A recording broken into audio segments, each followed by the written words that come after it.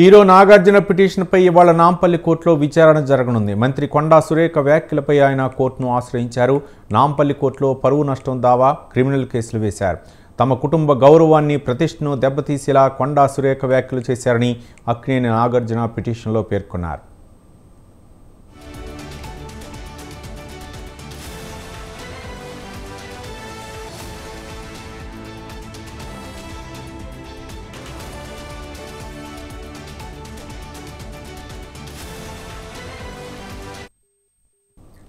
మరోవైపు మంత్రి కొండా సురేఖపై బంజారాహిల్స్ పోలీస్ స్టేషన్లో బీఆర్ఎస్ మహిళా కార్పొరేటర్లు ఫిర్యాదు చేశారు. సభ్య సమాజం తలదించుకునేలా నిరాధారమైన ఆరోపణలు చేసిన కొండా సురేఖపై చర్యలు తీసుకోవాలంటూ బీఆర్ఎస్ మహిళా కార్పొరేటర్లు కోరారు.